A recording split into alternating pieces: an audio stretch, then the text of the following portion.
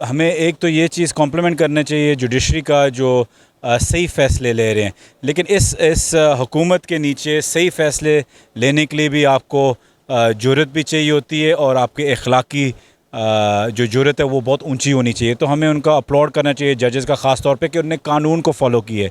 उन्हें हर चीज़ कोशिश की है डिलेइंग टैक्टिक्स कि और टॉर्चर कर सकें और दबाव में डाल सकें, लेकिन हर गैर कानूनी टैक्टिक इन्होंने कोशिश की है।